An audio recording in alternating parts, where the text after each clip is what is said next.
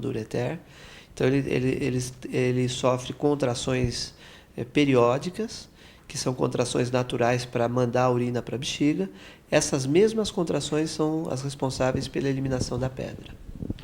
Muito bem, Carlos, nós tivemos aqui uma boa colocação a respeito do cálculo no sistema urinário. Agradecemos a sua entrevista e ficou bem claro aqui como prevenção a hidratação, principalmente em momentos aí de verão, em estações quentes. Parabenizamos o departamento por sua atividade. Nós estamos aqui com equipamento de última geração. Nós lembramos que o hospital ele faz um atendimento público direcionado a um atendimento gratuito, o que é muito importante para a região. Então agradecemos a sua presença, tá? E está convidado sempre no nosso programa TV Med. Obrigado, eu agradeço. Tá.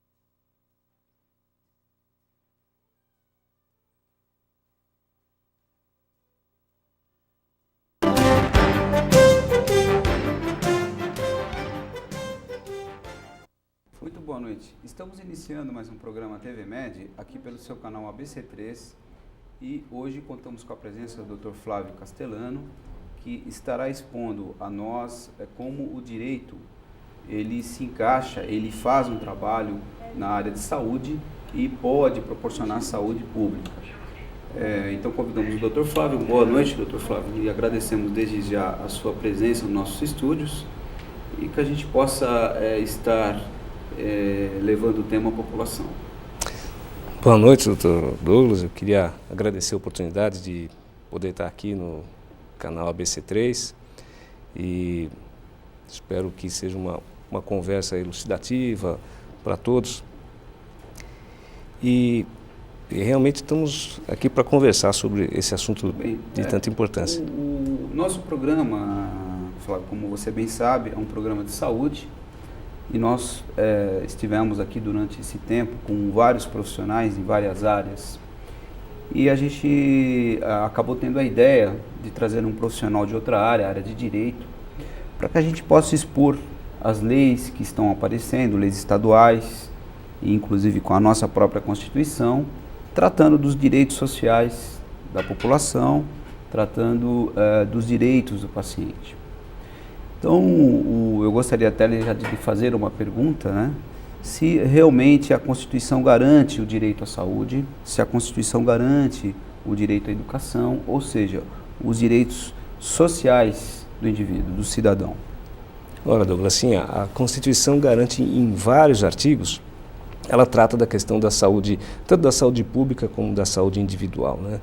E é uma questão tratada com grande relevância na nossa Constituição e ela assegura vários mecanismos para que cada um veja assegurado esse seu direito, tanto no que diz respeito ao acesso aos serviços de saúde públicos, né, gratuitos, como também o direito à saúde pública no sentido de regras de saneamento básico, ou seja, infraestrutura sanitária para que a pessoa possa gozar de uma saúde plena. razoável. Agora, a Constituição, ela prevê, a Constituição prevê em artigo que a saúde é um direito do cidadão. Sim, ela garante como um direito básico ao cidadão. Aliás, dentre outros, né? Ela insere, num artigo da Constituição, ela insere o direito à saúde, à educação, proteção à maternidade, enfim, tem uma série de garantias individuais.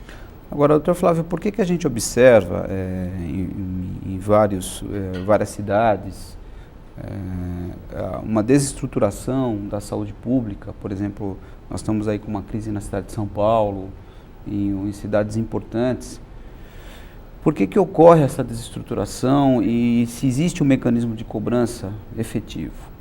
Sim, eu entendo que existe um mecanismo efetivo de cobrança. O direito à saúde, por ser um direito constitucionalmente assegurado a todos, ele é passível de ser exigido judicialmente. Sei. Ou seja, existem mecanismos, ações judiciais, das quais o indivíduo pode se valer para obter coercitivamente, ou seja, exigir mesmo do Estado aquela prestação de saúde. Sim, serviço de saúde. Muito bem, então existe um mecanismo legal para que o cidadão ele possa solicitar isso ao Estado. Sim. Digo Estado em linhas gerais, nação, Estado e município. Pode ser feita essa cobrança. Exato, é. Agora, então ele é um direito garantido. Então ele deve ser cobrado. Deve ser cobrado, sim. Muito bem. Em relação à saúde, nós entendemos hoje como um conceito, nós entendemos a saúde hoje como um conceito mais amplo. A saúde para o médico, ele parte, inclusive, a própria Organização Mundial de Saúde, ele entende como sendo saúde não só o trabalho em torno da cura da doença, mas sim todo o aspecto social do indivíduo. E nós tivemos, além disso, o envolvimento da parte, além de social, nós tivemos a parte de saneamento básico envolvendo também. Então, como que nós estamos entrando na área ecológica, tá? E evidentemente isso favorece, quando há um desequilíbrio ecológico, isso favorece ações de não saúde. Então, esse também é um tema do direito? Sim, esse aliás é um tema de grande preocupação do direito, e aliás é um ramo do direito relativamente novo, se chama direito ambiental, que estuda e analisa as formas de organização da sociedade e estruturação da sociedade respeitando o meio ambiente, mas não só apenas pelo respeito ao meio ambiente pelas árvores ou pelos lagos, mas também na influência que ele tem na nossa vida, na nossa saúde. Então, veja bem, se existe uma norma que proíbe a ocupação, por exemplo, de áreas de mananciais, não é apenas para preservar o aspecto urbanístico, não. É porque a ocupação irregular de áreas de mananciais é uma forma de prejuízo da saúde pública. Evidentemente, é prejuízo da saúde individual, das pessoas não só que habitam lá, mas de todas as pessoas que usam a água. Sim. E isso tem vamos dizer assim, uma consequência em termos sociais muito grave, porque uma população que não esteja saudável não pode produzir, não pode melhorar, não pode se emancipar, vamos dizer assim. Uhum. Ela fica sempre na dependência de serviços e tal para conseguir levar a vida e sempre com uma qualidade de vida inferior. Então a saúde pública, eu entendo, que é um dos elementos básicos para o desenvolvimento de uma comunidade. Sim. E aí é que entra o direito, dando mecanismos para a população, para a comunidade em geral, tomar consciência dos problemas ecológicos, dos problemas ambientais, exigir medidas governamentais, porque, na verdade, o interesse, o prejudicado maior é evidentemente o próprio indivíduo que habita naquela comunidade. Agora, na sua opinião, como a sua categoria, tá, os advogados, as pessoas que estão envolvidas no direito, qual está sendo a atuação dela efetiva para a sociedade? Está sendo uma atuação positiva? Ainda há muito o que se fazer? Não, com certeza. A OAB tem departamentos e conselheiros e pessoas que estão incumbidas exatamente de tratar desse assunto, de direito ambiental. São pessoas que têm uma ligação muito direta com esse assunto e estão permanentemente tomando atitudes no sentido de preservar o meio ambiente. Certo. Bem, mas nós estamos falando em meio ambiente, mas em termos de saúde, saúde pública, também. Atendimento hospitalar, verbas, quer dizer, existe uma mobilização da sua sociedade, das pessoas que estão envolvidas com o direito civil e estar levando à frente um projeto e essas cobranças? Sim, existem. Hoje a nossa legislação permite não só ao indivíduo que se sinta prejudicado de buscar os seus direitos, mas também evidentemente de associações, de criação de associações para essa finalidade. E todas essas associações buscam isso, buscam garantir o efetivo, vamos dizer, cumprimento das normas constitucionais, das normas legais. Agora, doutor Flávio, voltando à questão do direito do paciente, ao seu modo de ver, por todas as leis que estão aí publicadas, em resumo, quais seriam os direitos do paciente? Olha, a questão dos direitos do paciente vem tratada em vários, vamos dizer assim, várias leis, né? Recentemente foi publicada uma lei estadual, aqui do governo do Estado de São Paulo, que trata especificamente sobre os direitos do paciente no Estado. Então, enumera uma série de direitos do paciente. Então, primeiro, ser tratado com dignidade em qualquer estabelecimento de saúde, ou seja, ser tratado pelo nome ou sobrenome, e não números e qualquer tipo de identificação que não o reconheça como uma pessoa humana que está lá sendo tratado. Acesso aos seus prontuários, direito de tomar conhecimento efetivo, não só do diagnóstico, como do tratamento, de tratamentos alternativos, se for o caso. Enfim, ele ter pleno e total conhecimento de tudo que diga respeito ao seu tratamento, ao diagnóstico do que ele possivelmente tenha.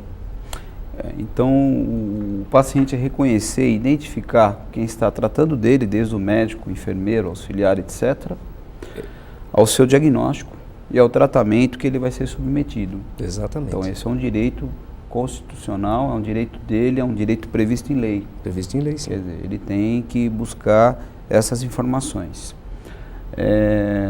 Baseado nessas informações, então deverá haver uma postura, uma mudança do atendimento.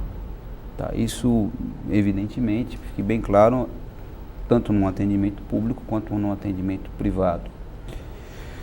Então, acho que reforçando essa circunstância, existem leis favorecendo a informação ao direito do paciente. Correto? Exato. Voltando à circunstância do atendimento público ou atendimento privado, nós temos, na verdade, a nível constitucional, não há diferença prática. Ou seja, se tem como, sendo um hospital, seja ele público ou privado, uma instituição essencial. Sim, é um serviço essencial. E é um serviço essencial. É assim que é visto realmente? A própria Constituição diz que os serviços de saúde são de natureza vital, essencial para a população, né? Existe um artigo que menciona exatamente, usa uma expressão que dá essa característica de utilidade pública, de necessidade pública para os serviços de saúde. Ou seja, a partir dessa forma em que a lei aborda a questão, eu entendo que, inclusive, todos os estabelecimentos de saúde têm essa conotação. Tem essa conotação de essencialidade, de serviço essencial ao público. Né? Agora, doutor Flávio, a questão nossa, né, que nós temos os nossos códigos de ética, todos os profissionais possuem esse código de ética, e quando ele se conflita com a lei, ou seja, o que muitas vezes é ético não é legal, e o que às vezes é legal não é ético para nós. Qual a sua opinião, como que isso no direito vem se envolver com a medicina, nas situações do dia a dia? Quer dizer, são situações vividas, entendidas pela população, talvez? Olha, deixa eu fazer um parênteses aí para tentar, vamos dizer assim, tentar enxergar um pouco melhor essa situação de aparente conflito, né? Na verdade, a nossa Constituição Federal elegeu um princípio básico que se chama princípio da legalidade. Tudo que alguém está obrigado a fazer, o princípio diz o seguinte: ninguém está obrigado a fazer ou deixar de fazer algo senão em virtude de lei. Muito bem, a lei é que outorga poderes aos conselhos, aos órgãos de classe para editar regras éticas. Então, quando existe um conflito entre essas normas, elas devem ser harmonizadas, porque, no meu entendimento, o órgão público de classe, ele deve realmente sempre se adequar ao que está escrito na lei. O que não impede o questionamento de determinadas leis. Então, por exemplo, existem normas éticas que, como você diz assim, as normas éticas podem conflitar com uma determinada lei. Como é que fica nesse sentido, né? Do ponto de vista legalista, você diz o seguinte: olha, o que está escrito na lei é soberano. É soberano, prevalece em função do que está escrito na Constituição. Agora, existe a posição contrária, bom, mas espera um pouquinho, mas a lei também outorgou poderes a um conselho, a um órgão de classe para editar o seu código de ética. Então, existe um determinado conflito. Eu entendo que esse conflito tem que ser harmonizado de alguma maneira, ou por interpretação, por uma interpretação que a gente chama de interpretação sistemática, que observa as duas normas e tenta se dar uma interpretação que acomode as duas normas para que possa. O que não pode haver é um direito garantido por lei ser desrespeitado por um ato infralegal, que nós chamamos de infralegal. Mas realmente é uma situação de Mas conflito. Então o código de ética, ele tem um valor legal? Sim, tem um valor legal. Ele pode questionar a lei? Na medida em que a própria lei outorga poderes aos conselhos para editar os seus próprios códigos de ética. Então, quer dizer, é uma delegação do poder legislativo. Certo. O poder legislativo é que dá essa função. Nós estamos vivenciando assim vários momentos históricos. Então nós estávamos conversando a respeito da reprodução assistida, que hoje nós temos aí os bancos de sêmen, em que ocorre uma fertilização. Então não há o conhecimento do pai biológico, mas que esse indivíduo no futuro poderá vir a cobrar quem é o meu pai biológico. Exato. E aí como que a gente como que o direito se vê numa situação dessa? Essa é uma questão muito interessante. Ainda é uma questão muito nova, né? Tanto essa questão, uma questão da clonagem, são situações novas para o direito, e o direito tem essa característica, ele depois do fato social acontecer, que evidentemente o direito vai buscar regulamentar aquela situação. Então, essas questões científicas que estão surgindo têm realmente surpreendido os juristas, todos aqueles que lidam com o direito, sobre questões muito importantes, exatamente como essa que você mencionou. Hoje, uma mulher busca, por exemplo, num banco de sêmen, a fertilização. E Evidentemente, essa criança, quando adulta, pode vir a querer saber quem é o pai biológico dela. Existem certas normas de direito que nós temos que pensar. Por exemplo, essa pessoa vai ter ou não direito de obter a informação do banco de sêmen sobre a identidade do pai verdadeiro, do pai biológico. Existe uma ética, exatamente, uma ética que vai dizer, não, quando o doador de sêmen, ele fez essa doação baseado num determinado pressuposto, ou seja, que o sigilo dele ia ser garantido. Mas como isso vai ser visto, como esse sigilo vai ser visto, no caso da criança, e é assegurado o direito da criança saber, a investigação de paternidade é uma ação muito comum, e é um direito garantido, reconhecido por todas as leis, todos os sistemas judiciários, acho que no mundo inteiro esse direito é assegurado. Então, como vai ficar essa situação desse adulto, ou mesmo dessa criança que queira saber? Você imagina também questões sucessórias, ou seja, vamos imaginar, por acaso, que o doador também tenha interesse em saber no futuro quem é o filho biológico dele. Você pode imaginar uma situação romanceada até, essa pessoa está à beira da morte, não tem herdeiros e gostaria de deixar a herança para o filho biológico dele, gostaria de saber isso. Então... Agora, eu estive aqui pensando uma situação muito mais comum, que é o nosso dia a dia, a questão daquele paciente que ele opta, por várias circunstâncias da doença dele, o não investimento médico no seu tratamento. Um direito que ele tem assegurado ao não, que ele fale, não, a partir deste momento eu não quero mais um tratamento médico. Esse é um direito assegurado também pela lei estadual. Sim, e o direito à vida não é conflitante? Pois é, se é um direito à vida, veja bem, ele tem um direito, ele pode usar desse direito ou não. É exatamente isso que garante essa lei estadual.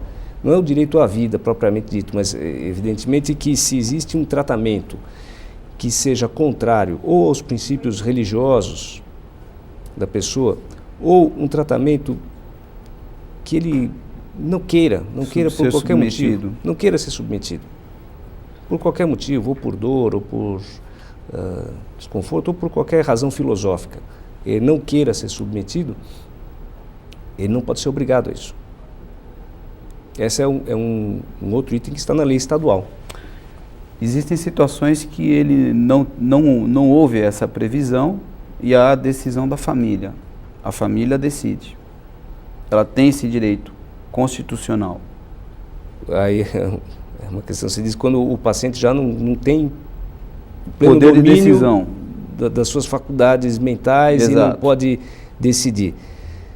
Olha, é uma situação realmente que eu entendo que a família pode decidir por ele se ele vai ser submetido àquele ou não, na medida em que é uma situação, ele não vai ter um procurador para dizer qual é a vontade dele, mas presume-se que a família tenha pelo menos essa noção de qual seria a vontade dele, muitas vezes por motivos religiosos. Então, é evidente que a família tem muito mais conhecimento dos princípios religiosos de uma pessoa para dizer se ela vai querer, mesmo que ela esteja inconsciente, se ela vai querer ou não ser submetida àquele Nós poderíamos, inclusive, levar isso para a doação de órgãos, né? Quer dizer, se o indivíduo ele fez uma opção, a doação ou não, em situações diferentes. Agora, não estou dizendo uma situação em que o indivíduo foi um acidente, não havia previsão e ele expressou esse desejo à família. Então, a família ela tem um poder legal de autorizar. Exato. Isso é confirmado. Então, Flávio, então o que nós estamos vendo, assim, desde o momento que nós estamos discutindo esse envolvimento entre o direito e a saúde, o direito e o cidadão e os direitos sociais, é que cada vez mais nós estamos buscando o respeito ao indivíduo, né? Então as leis vêm de encontro ao respeito ao indivíduo. Então, desde o médico não estar tratando o seu paciente como um número, como uma doença,